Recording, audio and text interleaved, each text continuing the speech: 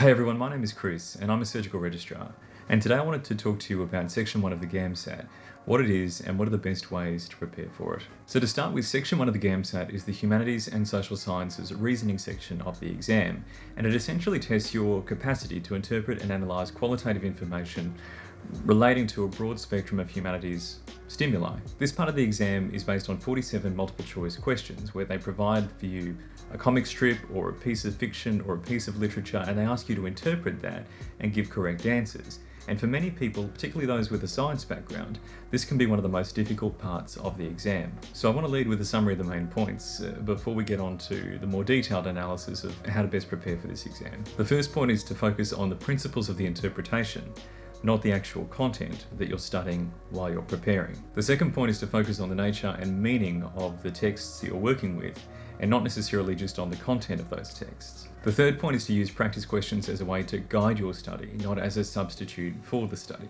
And the fourth is that if you don't have a humanities background or you haven't done any humanities since high school, it can be helpful to find a course that's reputable, which is going to help you to at least structure the way that you're progressing in your study in that particular area. So with those main points out of the way, the first thing is to assess where you are at as a person. For a lot of people, when they're facing this particular part of preparation, it can seem really daunting. The humanities is such a large area, and it can be really hard to know, well, where do I even start in terms of preparing myself for the spectrum that they could ask. The second issue that a lot of people have is that they say, well, the qualitative analysis that's required for this part of the exam seems really subjective. How do I and somehow intuit what the assessor or the examiner or the person writing the exam wants, when so much of the interpretation of these particular areas can seem like it just comes down to opinion as opposed to it can be demonstrable fact. And those two factors can make this a really anxiety-provoking area of the exam to prepare for and to sit when you don't really know where to start. So my purpose of this video is to try and give you some sort of foundation that you can work from that I think is a really structured way of approaching this particular part of the exam, and then from there moving in the direction that you feel is going to help you individually. So the first part of the process that I think you should focus on is gaining the resources that are necessary to prepare for the exam. And the first of those that you need to look at is that's provided by ASA itself. That's the organisation that runs the GAMSAT. You can order practice questions, you can order practice exams from them. And even though it's not a massive pool of resources to work from, and you know that the stuff that they provide you is only going to be a basic example of what you can expect on the exam, I think you'd be silly not to grab it, because it will give you a much more structured understanding of the type of questions they're going to be asking and the way in which those questions are going to be formatted. And even beside anything else that you can gain from that material, that is worthwhile. The second part of gaining the necessary resources is to talk to people who have sat the exam recently and ask them whether there were any courses or resources that they used that they found particularly helpful. I don't want to provide any advice about particular courses for the GAMSAT because, one, I think a lot of them are quite exploitative, and the second thing is it's been a while since I sat, so the courses that are out there now are very different to the ones that were at my disposal when I was sitting the exam. But if you're looking at courses and you're going to spend some money on them, then have an understanding about what you want to get out of it and then tailor your selection based on that. So what you're looking for primarily are courses that offer outside resources to use, whether that's textbooks, or whether that's example papers, or whether that's example questions, or whether that's other resources that you can take home and do in your own time. The second thing to look for is ones that provide feedback over a longer period of time than just like a 2-day course. So those that run practice papers, that give personalised and individual feedback to your preparation, that help sit down with you and structure your approach, and give you access to a repository of knowledge from previous course participants who have then gone on to sit the GAMSAT. If a course is doing that for you, then it should be worth the time and effort to target it to the things that you need. But if it's just asking you for a lot of money and it's not providing those resources, then I'd question whether it's the sort of thing that you want to invest in. The third key aspect to gaining resources is to do a self-audit of the different areas of humanities that might come up as stimuli, and asking yourself, how comfortable are you with the interpretation of those particular areas? So let's say, for example, poetry. If you haven't done any poetic interpretation or analysis since high school, then maybe that's an area that you need to go searching for resources in. If, for example, you've had an undergraduate degree in literature and poetry, then maybe you need to think about cartoons or images or things like that, photographic interpretation that maybe you then need to look at and upskill yourself on.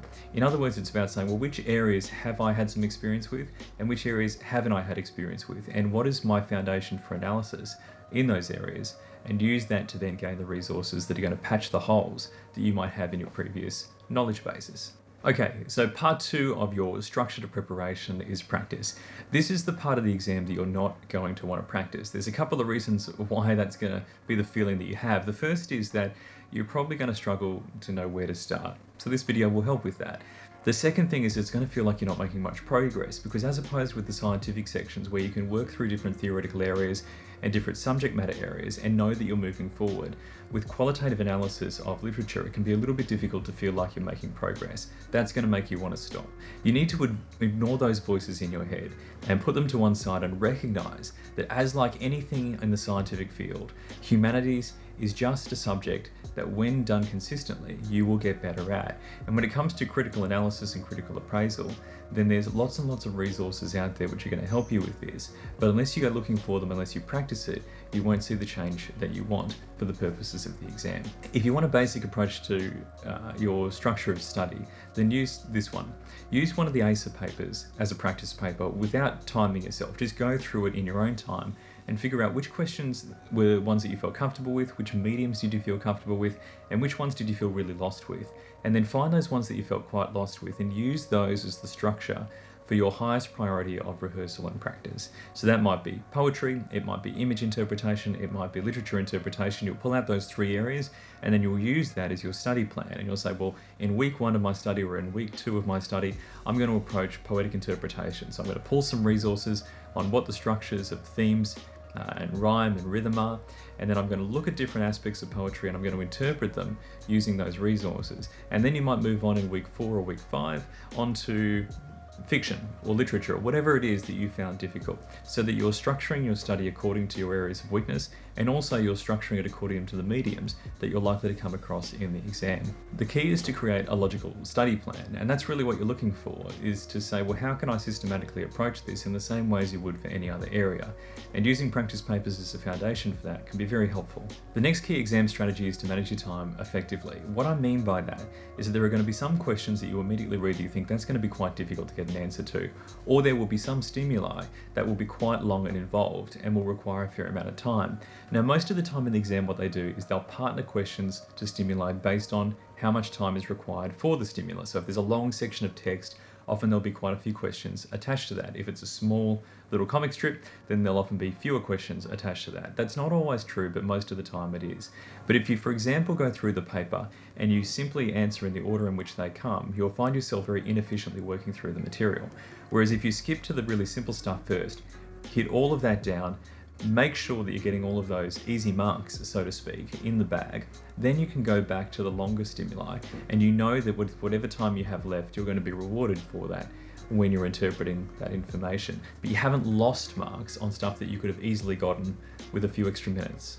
So guys, that's just a basic overview of some of the key concepts that I think can help you in structuring your study for this part of the exam. If you've enjoyed this video, then please consider subscribing, please leave a comment, please like the video, it really helps. And if you would like me to spend a little bit more time talking about Section 1 and different areas of Section 1, then let me know in the comments what you'd like, and I'll try and do some videos over time covering those things. And until next time, enjoy the work.